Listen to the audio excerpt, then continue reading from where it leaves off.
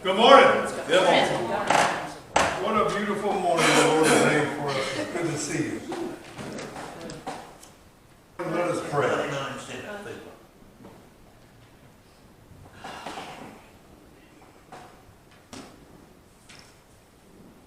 Father, we thank you that you woke us up this morning and brought us to your house.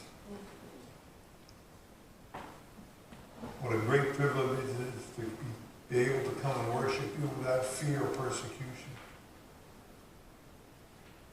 And we've come hungry this morning, Lord, for what you have for us. We thank you. We praise you. In the name of Jesus, amen.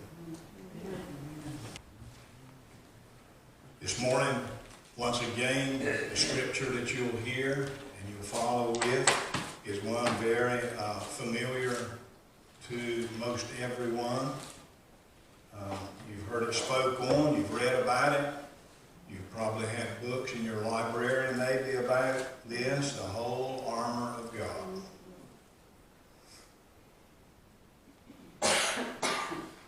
Finally, my brethren, be strong in the Lord and in the power of his might. Put on the whole armor of God, that you may be able to stand against the wiles of the devil. For we do not wrestle against flesh and blood, but against principalities, against powers, against the rulers of the darkness of this age, against spiritual hosts of wickedness in the heavenly places. Therefore take up the whole armor of God, that you'll be able to withstand in that evil day, and having done all to stand. Stand therefore, having girded your waist with truth, having put on the breastplate of righteousness, and having shod your feet with the preparation of the gospel of peace. Above all, taking the shield of faith, with which you will be able to quench all the fiery darts of the wicked one. And take the helmet of salvation and the sword of the Spirit, which is the word of God, praying always with all prayer and supplication in the Spirit, being watchful to this end, with all perseverance and supplication for all the saints. I'm going to stop right there at verse number 18. This is the word of God for us, the people of God. Thanks be to God indeed.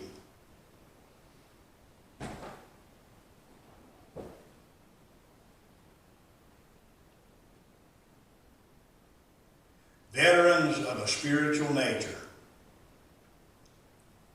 Veterans Day has come and gone so quickly here in 2021.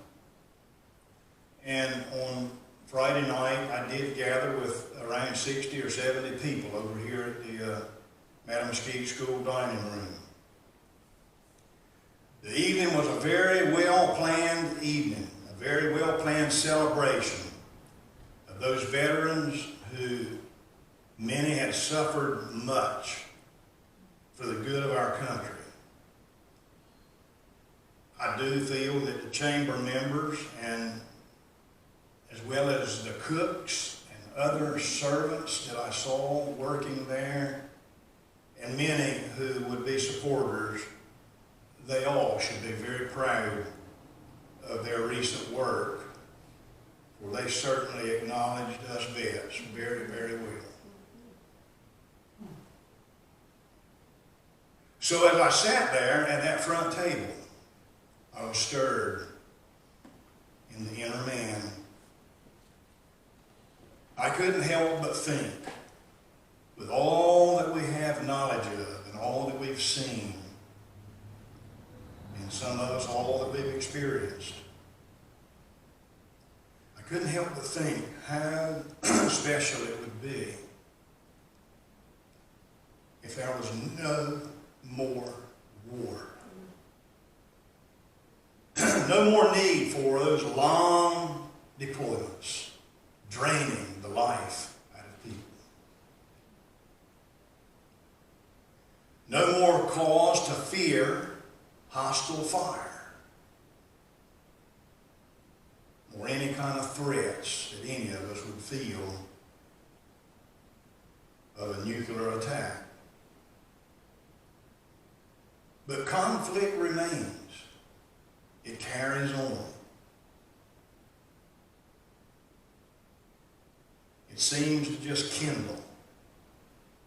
One earthly power wants to rise above another. And sometimes those earthly conflicts seem to eclipse the real struggle behind it all. That battle turned as good against evil had been raging for a long time. And you and I today are living in a time where there are scores of distractions for us to see into the real battle, where it originates. Right there with Satan himself. Our newspapers and magazines and TV screens are loaded endlessly with the current world affairs. And from my perspective, not everyone has to see it like me, but from my perspective, these distractions are only a smokescreen hiding that ultimate spiritual conflict against the principalities, and as we read, against the powers, against the rulers of the darkness of this world, and against the spiritual wickedness in high places. Verse number 12, review. And just as you and I live in a world of multiple distractions, we must be aware of this spiritual conflict that I believe is soon to be ended. We know one called Jesus whom we follow, and Jesus will put an end to this spiritual conflict. He'll do it right. And he'll be the victor in the end, along with us who follow him and obey him. So the sort of veteran that I speak of this morning is the follower, that keen disciple of Jesus Christ. I did have a long drive home Friday night. But I had one in the cab with me that spoke over and over and over and over again. The fog even slowed me down so he could speak to me longer. I couldn't run over 45 and feel safe at all. It was really, really thick. So I had plenty of time to consider your position and my position as God's children enlisted in God's army. Now it's beginning to sound like that you signed a contract and you are enlisted. And that's exactly what has happened. You believe in Jesus Christ, and you have agreed to follow him. And here this morning, there would be many more with us if they didn't have this or that to do, and that's okay. But you are here to hear what goes on with what God has shared with me. You have a position, you have a place in the ranks of God's army. And so it causes us to, all over again maybe, you've been here before possibly. I feel like you have. But we got to ask ourselves, have we ever seriously, really seriously considered that you and I must fight in this age-old conflict? This is a conflict for Paul, passed on to young Timothy. Thou therefore endure hardship as a good soldier of Jesus Christ. 2 Timothy 2:3. Now this morning it's possible that I'll use more scripture than I ever have used before in any message that I've delivered. Then again in verse number 4, it clearly gives us notice that this is true warfare. And the affairs of our lives must not hinder our performances, so that he who enlisted us will be pleased with our performances. All of this so that we be considered strong in the grace that is in Christ Jesus. Words of Paul. It comes as no surprise to any of us that authority and power, true authority and true power, would say, there are two very, very important components on the battlefront. You and I are, even now, well trained and well equipped. For the Creator God of the universe really is our authority and power. Matthew 28:19. All authority is yours. Jesus' departing words. This authority and power is the very reverse of any kind of fear. And the Bible tells us, for God has not given us a spirit of fear, but of power and of love and of a sound mind. You and I are well prepared for battle. That's 2 Timothy 1:7. This matchless degree, and I say matchless degree, of power and authority of God is for our protection on the battlefront against the serious snares of the devil. Snares that are strewn throughout the battlegrounds. They're like landmines. The enemy is all about death and infection and sickness and diseases and mishaps and tragedies. He loves it. And these landmines are strewn throughout the battlegrounds. 1 Timothy 3:7. Paul really made a special effort to have Timothy, young Timothy, prepared. I recognize that we are referencing a lot of scripture here this morning, much more than usual. But the Word of God reinforces the strength and truth of this message. A message that is heard maybe too infrequently, especially in these days of Jesus' imminent return. Will he come soon? How soon is soon? We get in a big debate. He'll come as a thief in the night, and I don't think it's going to be too long from now. If we are willing to fight, and I assume that we all are we all ready to step into the ranks of Jesus Christ and move forward for the cause of the gospel? The answer is yes. Not a single one of us in this place would deny our spot of honor in that army.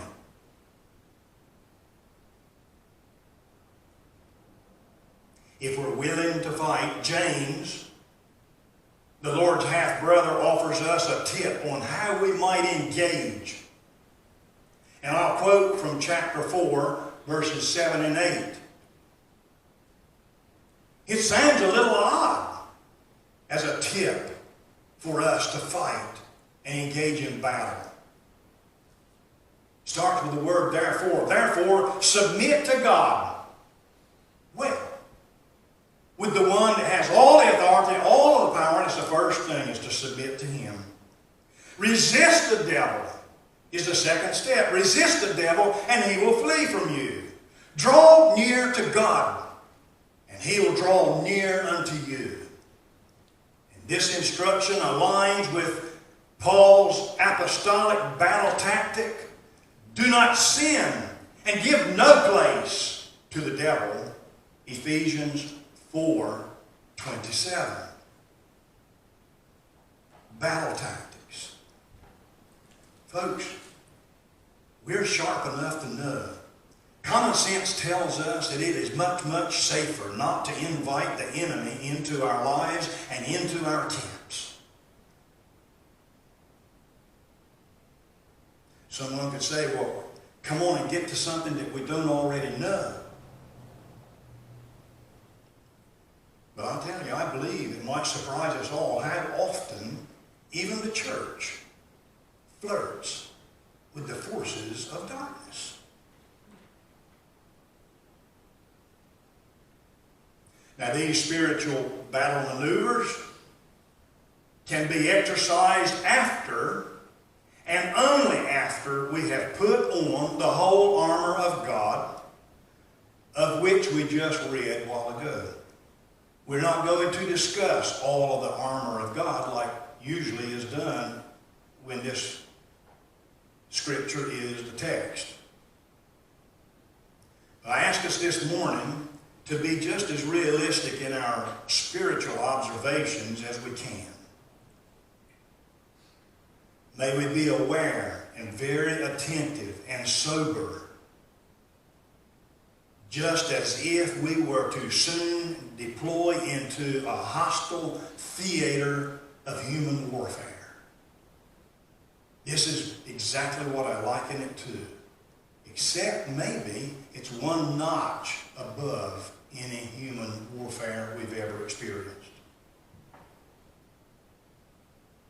And not a single one of us in this place is excused from this ongoing, age-old fight of good against evil. I do believe that many professing Christians have not come to total grips with their enlistment into God's victorious forces. There may be some casualties along the way. Physical death and injuries along the way are a reality. It's a reality of being into the great, great battle.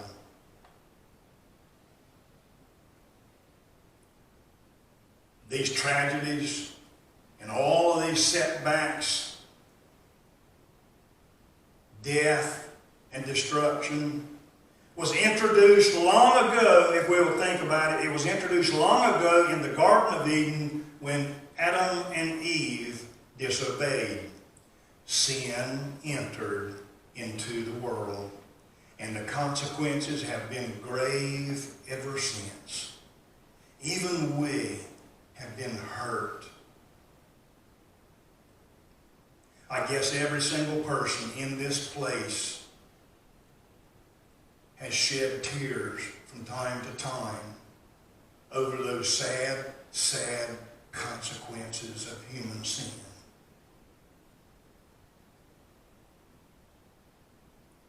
But I don't like to dwell on that for forever, because God has made a way. He's made a way where there seemed there was no way for us.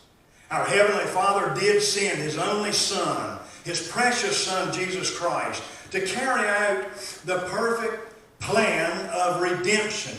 Wow, redemption. Here we go with a star word for us this morning.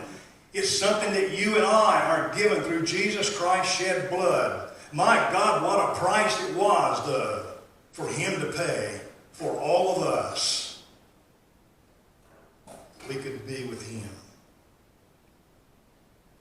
I took a good look around that dining room on Friday night, and I believe that not a single one of us held the same duties and responsibilities as we all defended and served our countries. And so it is, and so it goes with serving in the inbreaking kingdom. Folks, it's inbreaking. It's taking place even now. You are ushering in that kingdom of God with every good that you do in the name of Jesus Christ. Let more of it show as time goes on. And let's conquer the enemy piece by piece along with what we can do individually and corporately to make a difference in this world. You see, you and I are called, and we are uniquely gifted. Romans 11:29 says, for the gifts, hear this very well now, for the gifts and the calling of God are irrevocable. Nobody can take it away from us. Nobody can stop it. It's irrevocable. God has called us. God has gifted us. He's prepared us, and we are ready for battle. Praise God. Again, this is why we can say we have not been given a spirit of fear. This is why the Bible backs up those words. We have not been given a spirit of fear. We have learned from the best. Our indoctrination comes from Jesus Christ. And the Holy Spirit is our close battle companion. Holy Spirit is our comrade forever. Glory to the Lord.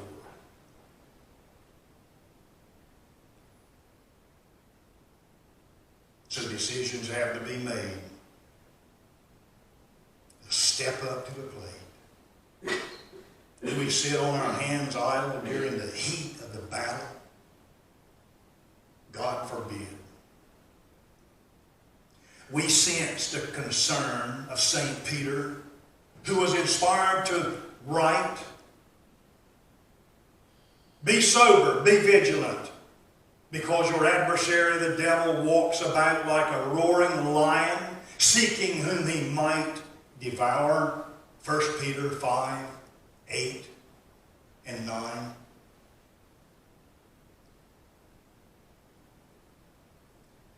Boy, we have only touched on the fight. Who is this one we don't see very well that we must fight? It's that age-old enemy of our Heavenly Father. Our Heavenly Father who is good, full of love, full of light. The enemy is the exact opposite. He's full of hate, death, and destruction. He loves darkness and he likes deceit. He loves to operate stealth. And this is why I have always said that if there's somehow or another that we can put our finger on the enemy, the earlier the better, and send him away from us in the name of Jesus Christ in compliance with the Scripture. Rid of him. In dismissal this morning, may I exhort you, as the Apostle Paul exhorted young Timothy, fight the good fight of faith. Lay hold on eternal life, to which you were called and have confessed, and the good confession in the presence of many. That comes from Timothy also. And now as veterans in the battle, in the unseen, the battle against the spiritual wickedness. Until we meet again, may God's richest blessing strengthen and keep you now and forevermore in the safety of his arms. Amen.